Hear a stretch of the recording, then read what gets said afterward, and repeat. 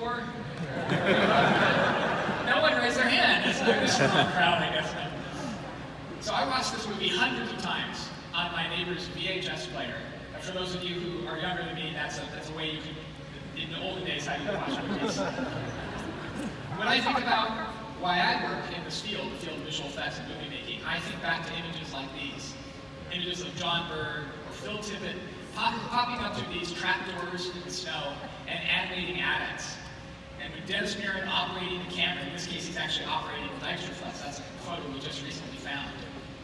These people were making, these artists, these creators were making some of the most iconic shots in visual effects cinema history.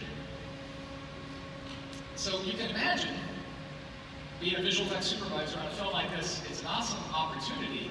It's also a bit of an intimidating role. Like, you don't want to be the person who messed up the visual effects in Star Wars, right? So where do you start? Once you've gotten the background, you've learned a little bit about the trade, where do you actually go to begin making a film like this? I'm going to try to convince you that the best place you can go is knowing the theme, understanding the theme, and letting that drive the entire creative process. So for Solo, the visual theme was to make the movie feel like it belonged in the era that led up to that original episode 4, that movie that I watched hundreds of times that summer. So we wanted it to feel like the movie had actually been shot in the 1970s. We wanted it to feel authentic and analog and grounded.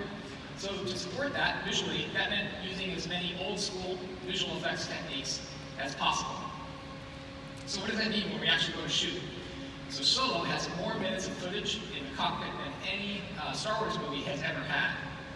So of course we could do this the way we've done it in the past, which is wrap it with green screen, but we were thinking, could there be a way that's more authentic and grounded to our theme? And we were able to build on this idea. So on Rogue One, we innovated in lighting the cockpits with this wraparound LED environment. And this is actually the visual effects supervisor work of John Knoll and his team. And this is his camera just giving you a glimpse of what it looked like on Rogue One while they were actually shooting this work on set. So you can see medium quality graphics up on the screen, and the screen graphics are actually being used to light the cockpit. So that's how it looked in the stage, and this is what it looks like in the cockpit, the raw footage out of the camera. This was a great collaboration between John Knoll and the director of photography, Greg Fraser, on this film to get you this sort of result, the results that we hadn't yet seen before. And it also gave Greg the flexibility to be able to shoot shots like this.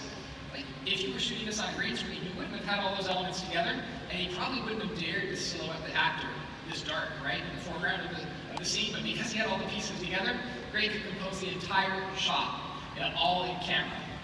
So we're actually empowering creativity by removing the technical barriers. Like, we're never looking to just add technology for the sake of adding technology, but to empower the creative and storytelling process. So for Solo, we asked ourselves, can we take the work done on Rogue One and build on it? Can we get in-camera finals? That means what you see is what you get from inside the cockpit of the Millennium Falcon. So we went to the drawing board, and we designed this system. It's a system that allows us to use a massive rear screen projection surface that surrounded the cockpit almost 180 degrees. And it would provide both the lighting and the background that can be directly filmed, so the shots can go straight into the movie. So it's designed to be what you see is what you get. So here's some clips from our set. There's 3 of the projectors. We actually had 5 of them. The other ones are on the other side. And they're wrapping around the cockpit, and you're actually seeing the footage that the actors were seeing, which were actually the 20 minutes of material that made up the entire Kessel Run from end to end, projected on that screen. Here's what it looked like from the outside. So this is me standing all the way on the back wall while we have hyperspace on the screen. You can see one projector on the left and another projector on the right, 3 more over my head. It actually gave us an 8K by 4K canvas to paint our visual effects up on the screen. So very, very high resolution. So this was a great place to shoot a movie. And in fact, this is what the screen looked like when the actors first walked into the set. We just had the stars up on the screen. And Donald Glover plays Lando, as you know, and Phoebe Waller-Bridge plays L3. They and the rest of the cast were crammed up in the cockpit, and they were doing a first rehearsal. What we didn't tell them is the special effects team was ready to shake the cockpit, and my visual effects team was standing by on the microphone. So at the end of the sequence, when Donald and L3 lead over to the hyperspace levers to push the Falcon into hyperspace, I go, cue hyperspace. And we cued hyperspace, the stars streaked up, and the special effects team shook the thing, and Phoebe goes, "Are we really going somewhere?" And then all the cast was screaming like, "This is unbelievable, this is so much fun, I can't believe this is like a ride at Disneyland." Speaking of that, we are making a ride at Disneyland.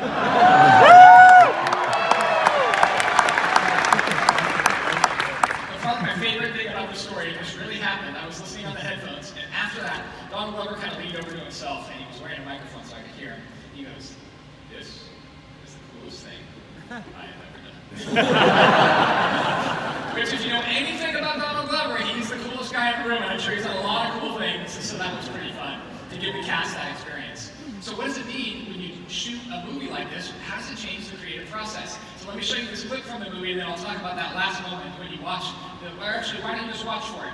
At the end of the sequence, Han walks into the cockpit, sees hyperspace from the cockpit of the Millennium Falcon for the very first time. Look for the reflection of hyperspace in his eye, giving hope to the sequence. This is something that we wouldn't have thought about doing without using this technique. Watch this clip.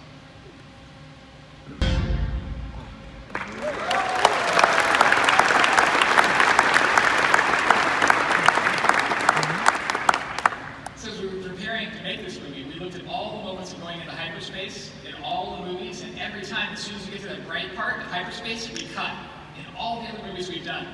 But this time, because we had all of that happening, the camera operator, in this case it was Sylvain, she noticed the effect of the lighting and what it did to Han's face, and you notice that shot. We linger on it a long time and pan over and find Han's face, really setting a different kind of feel, inspired very much by the way the lighting was all brought together in this very practical, grounded way that was authentic to our theme.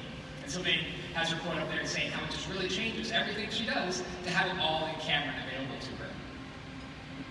So if you know anything about visual effects, usually it comes in the post-production process, right? We do all the prep work, we do all this planning, we shoot everything, we edit it, and then we do the visual effects. In this case, we turn the whole process on its head. Industrial Light and Method had to prepare over 20 minutes of full quality visual effects footage in advance of the production, before we rolled the day of the shoot, that then played on the screen as in-camera, final quality media.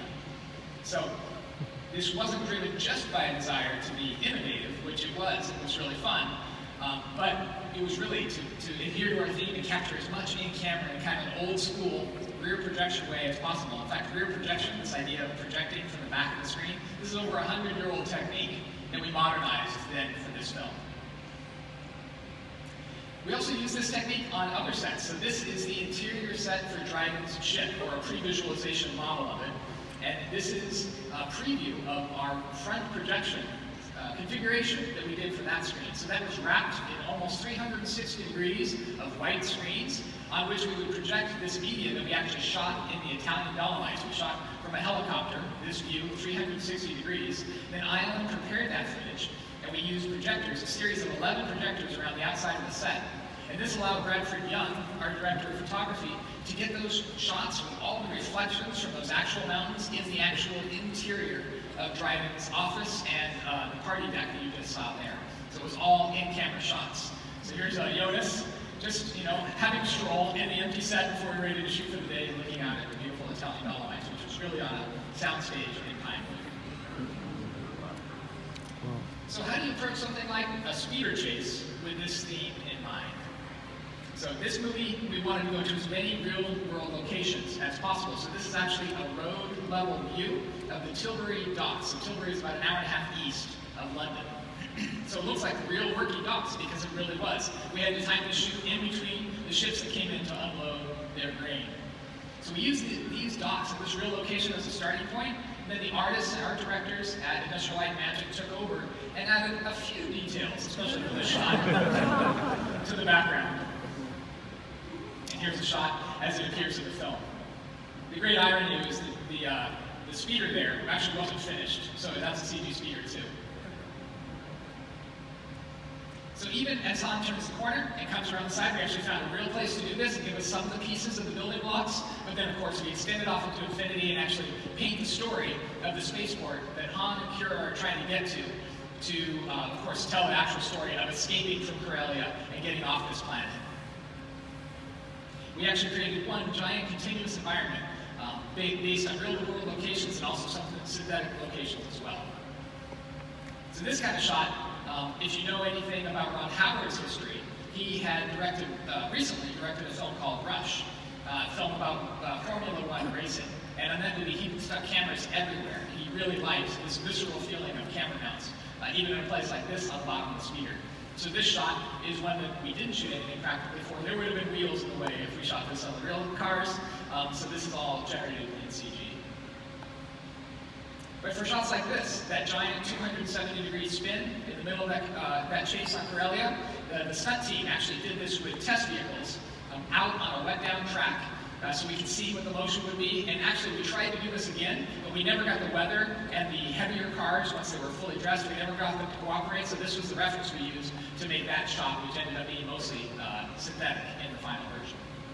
But there were some shots where we could use our real cars. So this is a 650 horsepower speeders that could be switched on the fly at speed from front-wheel drive to rear-wheel drive.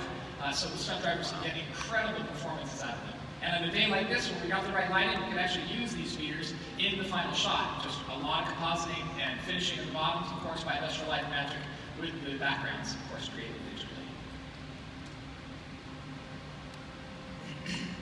So this is really fun. The stunt team choreographed this shot in 5 different sections. See if you can see them as they blink by. We started with real vehicles in a real location. This was actually an abandoned power station. They were disassembling it and selling the steel off for scrap while we were busy shooting. They shot these in 5 different places. So this is different sections they shot, and then we stitched them together digitally to create this very long shot, about 20 seconds long in the movie. And it's Han and Kira, of course, speeding away from all of the bad guys and trying to survive. The shot here, you can see some of the different plates that were photographed that we stitched together into this one massive shot. One of the fun things about this shot is at the end, after all of the other things have happened and it's gone up this ramp and this huge jump, then we tilt up to Han and Kira's face in the cockpit just to kind of prove to you that they were driving the car the whole time. Of course, it might be a little bit of a weak magic trick here, but there they are. So some of the shots we couldn't shoot on location because it wasn't safe enough to put the actors there. So in that case, we actually brought the location into the soundstage. So we took footage that we shot out in the real places. We shot all this different footage so we have it to use on these screens. And we bring that footage in onto the screens and use it to light the actors here in the set. And of course, that's a giant robot that's throwing around this speeder at speed so we can get these kind of shots. In this case, this is the shot of Han and Kira when they go up on their side and they're sliding down that wedge. We call it wedge world while we were shooting it, right at the end in the speeder chase. So here's a close-up of the car with just the LEDs on, so you can see the amount of motion and lighting changes we're getting. So these little subtle interactions are the things that help you believe that this is a real car in a real place, even though we shot it against a blue screen. Here's a shot as it appears in the film, hopefully really feeling like the actors are really there. So let's do one more fun example of how knowing the theme impacts something. Something simple like blowing something up. We do a lot of that in visual effects. It's really fun to blow things up. So the bar is set high in Star Wars films for explosions. In fact, these are some of the explosions by Joe Piscopo from the original Star Wars films. And I remember reading a line in the script for Solo that said, "An explosion like one we've never seen before at the end of the train heist." Oh man, that's a line that makes me.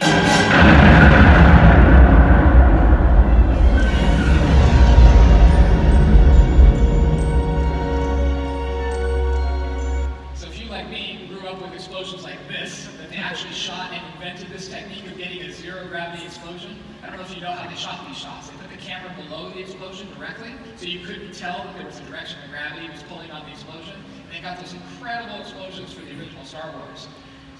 Okay, so we have to do something that's never been seen before. Star Wars has already invented a lot of the coolest explosions ever. So where do you begin?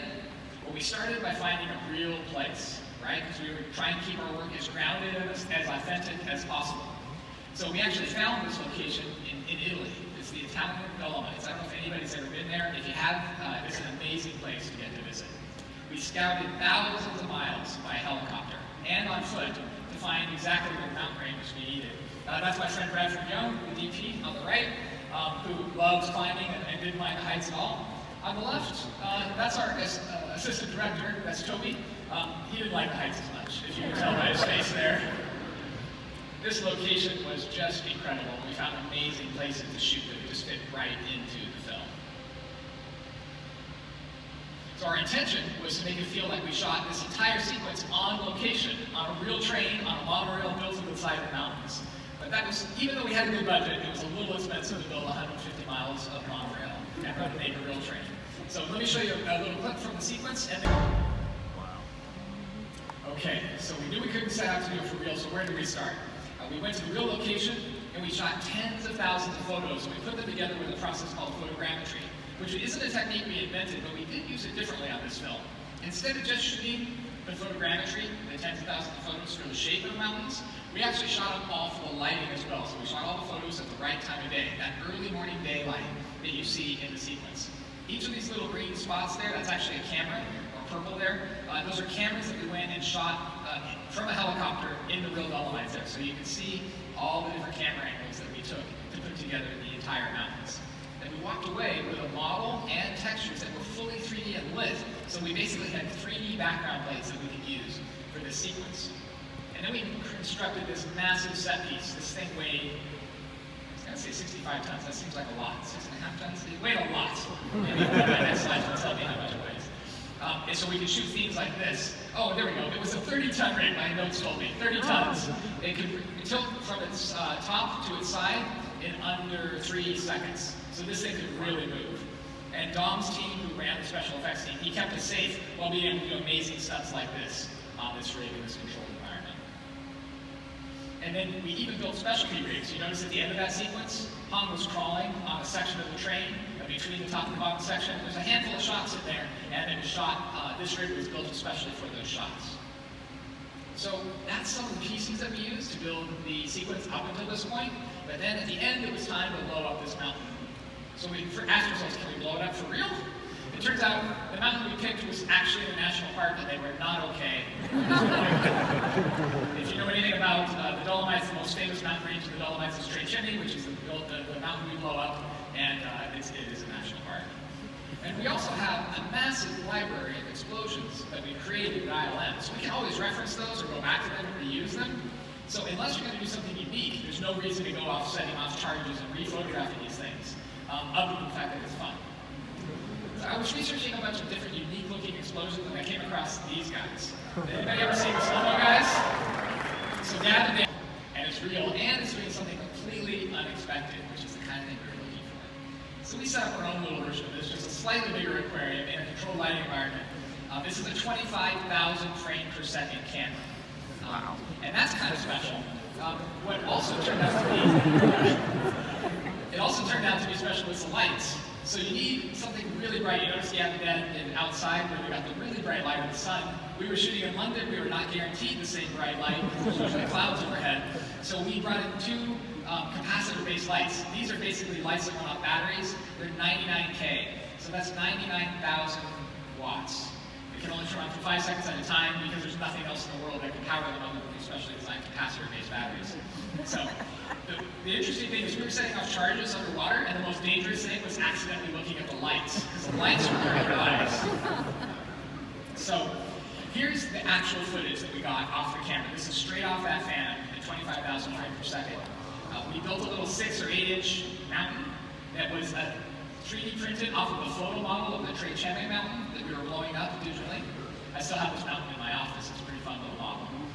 And then we got that same exact thing we were looking for here, this sphere that would grow out, and then it would collapse back in under the weight and the pressure of the water, and then you get this wonderful bright flash of an explosion as it compresses back in on itself, and then you get all the smoke and the other interesting elements of this explosion. So we were really thrilled when this actually came out exactly what we were hoping for. And we learned some stuff that we never expected to learn. Like, for example, when you use a mountain and set off a big charge like this, the charge actually goes up faster up the valley, so you get these really interesting shapes in the explosion that we never would have thought to simulate if we had just done it all in the computer. And we actually used this piece. Oh yeah, we shot a bunch of these, because it turns out it's really fun. The whole event takes 1/100th of a second, so if you got 3 hours, you're like, well, let's shoot another. We set these charges in. Dom Tui, who led the special effects team, he made all these bespoke explosions. He's like, try this one. So we were trying all these different charges. We also, in addition to it being fun, the camera doesn't shoot very high dynamic range. So if you know a lot about photography, it's basically like shooting JPEGs instead of RAWs, right? Because it can do something that no other camera can do, which is run at 25,000 frames per second, but it can't do that at ultimate quality. So we were putting all these different pieces together, so we had lots of things to choose from in the post-production process. Then the artist island took those elements, we projected them onto 3D geometry, and then we actually built a 3D version of this mountain. So this background plate, this photography that we started with, is actually the plate that I shot in a real chopper in a real location. But then we built a digital version of the mountain that we could destroy. So the artist island ran all these simulations, giving us all this wonderful pyroclastic clouds and dust and debris. If you watch carefully, even the snow is breaking off in little mini avalanches down the sides of the mountains. Lots of little details to sell the scale and the enormity of this thing. You probably didn't know it was an explosion that was only about 3 inches large when it was the final film. So here's the shot named Louis, so you can get a sense of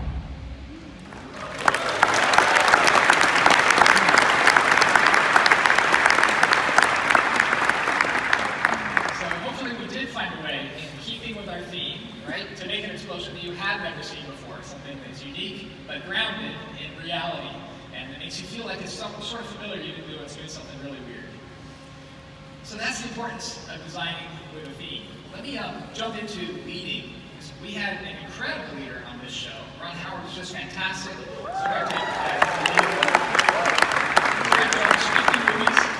He's super experienced, super professional. He makes really great calls on set and post-production. He also does something really great. He knows how to give creative people space to do their best work. So this is a great model of how to lead a creative team and manage creative people. So you won't be surprised to hear me say, like, the job of a leader is to help define the theme, right? It's one of the most important things you can do as a leader. It's not to have to specify every single detail, but point everybody in the right direction so you're all working on the same thing. Then you get fantastic creativity from your team. On a movie like this, we might have 600 people just working in visual effects. So there's literally an army out there working on these films. So a great example of this kind of teamwork is with L3. L3 is designed, as with any other droid in the Star Wars universe, went through many iterations to get to the final. She's such an important character. But one thing was consistent in all these designs. We were working with a clearly defined theme, which was L3 was going to be a person in a suit because we wanted that natural interaction and that groundedness that you were going to get with that 1970s based technology. Now, of course, you can tell by this shape, it's going to be hard to find a way to hide a person if she's in this droid. So we require multiple departments to collaborate together to pull this off. Early in pre-production, I drew this quick little sketch to help understand which department would create which part of L3 with just different color codings. And our amazing costume department made it possible for Phoebe to actually wear the practical suit that were her legs, arms, chest plate, and helmet, which basically made her look like L3 on set. And then inside that, visual effects did all the insides of the arms, legs, outfit, everything in the head area, and of course any place that her body was, we had to first erase it and put in all those details.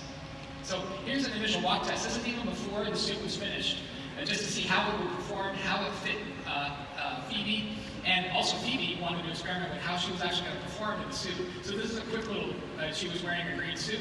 I did a quick little poll so she would disappear so she could see how it felt to puppet the droid inside this costume. We tried lots of different experiments like this real quick, just in the testing process around the room. It was really fun to work with her. She's such a brilliant actress. So this is the full-scale maquette version of L3. Actually made a full-scale L3 model. We made this for scenes after she's taken half of the shot, but we also needed it to know how to build the digital version of her suit. And then this is really fun. We photographed it and took it apart and scanned every little detail of this practical suit. It was just so beautifully crafted. And then we made a digital version of it that matches perfectly. In fact, the digital one is in the middle. The one on the right is, of course, Phoebe inside the suit. The one on the left is the maquette that we were referencing for all the details that couldn't be on when Phoebe was in it. We detailed it down to every little wire and joint. And then once we had all the pieces together, you get shots like this, where L3, part practical on set and part digital, she can actually push Ron Howard's brother because she's actually there on the set. Ron was like, push him harder! Push him harder! They get along great, but the two of them did cook up this idea the day before they were shooting. It's like, wouldn't it be fun if she grabbed your face? It's like, Yes. So the trick to making these shots work is you actually have to make the digital version of the set actually match perfectly so that the digital L3 integrates perfectly. So all of the lighting from the set is actually put into our digital environments. You can actually see we've got 3D models of the set so the light bounces correctly. And then painstakingly, frame by frame, you have to match L3's position, the digital L3, to what Phoebe did. So you match your performance just perfectly so you can't even tell what's practical and what's digital. She's in a lot of shots of movies, so you can imagine this is a lot of work. Whole teams of people work just on L3. So here's a great shot where you can see Phoebe's attitude, how it carries through into the digital process.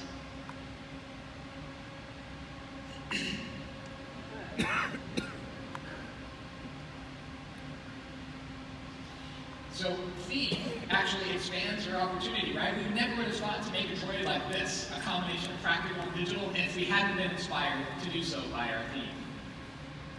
Another fun thing as leaders is actually learning to lean on the constraints, right? What are the constraints that are dictated by our theme and our approach? It's interestingly, we work on some of the biggest budget movies in the world in industrial light and magic, but we still have constraints, right? We don't have unlimited budgets, we definitely don't have unlimited schedules. You all know when episode 9 is coming out, and we're gonna make sure it's done by then, right? So it's about telling the story and making the main thing work. This is Dennis Muren, who worked on the original Star Wars movies. He's an incredible inspiration, still works with us all the time. And he has this quote that says, look about what's right, talk about what's right about the shot, not what's wrong. Tell me how to make the shot better, basically tell the story. So this is a shot that he supervised from War of the Worlds at Industrial Light and Magic in 2005. So this is an amazing shot. I'll just play it so you can see it from end to end, and then see if anybody notices the mistake that Dennis chose to just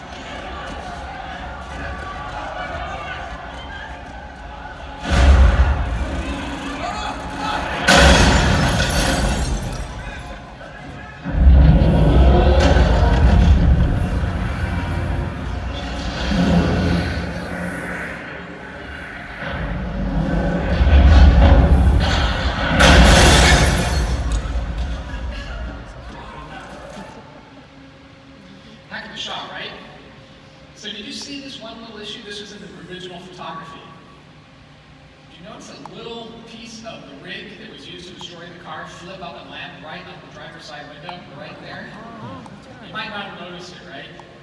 So here's the shot again, just that section of the shot, so you can actually see that it's right in the center of the frame, yet somehow you didn't see it.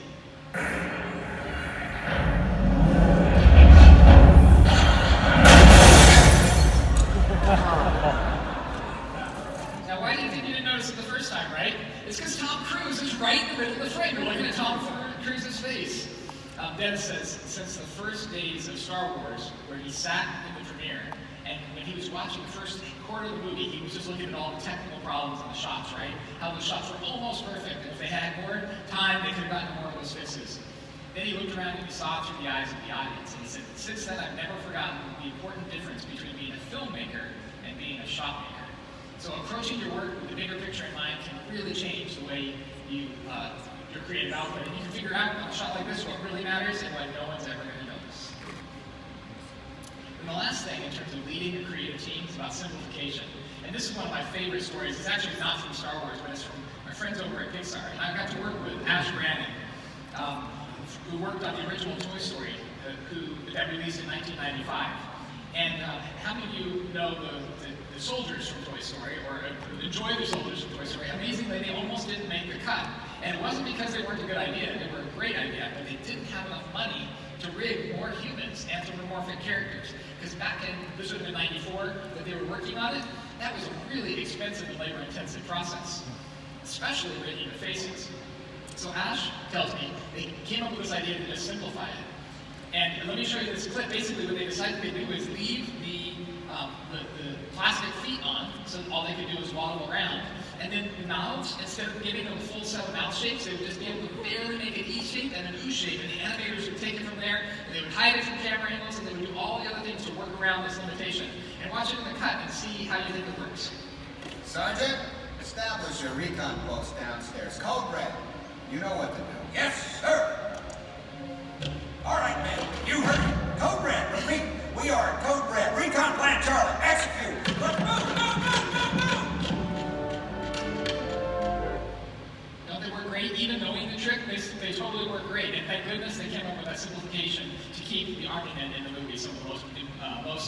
iconic characters in Toy Story. And then the last thing, this is kind of a bonus about leading, is getting to share. You don't really know something unless you have the opportunity to actually share it with others, and that's one of the reasons I'm excited to be sharing with you. I actually found this in myself in this situation, as I mentioned, getting to take a lot of these photos as I was making the movie Solo.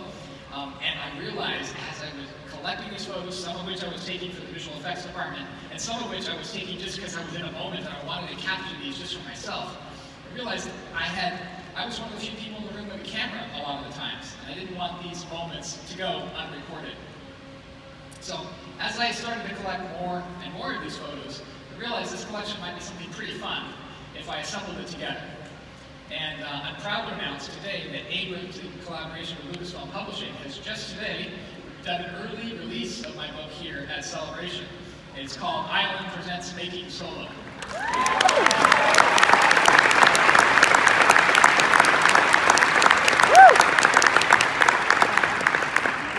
Hundreds of previously unreleased photos that are my photos that I took behind the scenes on set, just capturing what it looked like, what it felt like to actually be making this movie. And then I wrote the book, and actually Ron Howard did a wonderful introduction. And I'm really proud that it's available here, and it's actually shipping in just a week or so if you want to get it online instead. And if you ever find yourself inspired to write a book at the same time as you're delivering our major feature film, I have a suggestion for you. Try to also those deadlines a little bit. It's a little bit crazy, but I'm really glad that it exists and is in the real world. In fact, we're doing a couple of signings tomorrow. One here at 11 o'clock, and then if somebody's watching on a feed and doesn't have a ticket to the show, we'll be at Anderson's Bookshop in LaGrange tomorrow afternoon at 2. So I'd love to sign your copy. If you are interested in me signing, I think you have to get your book at Anderson's for that particular line. So just keep that in mind. So it's a free signing.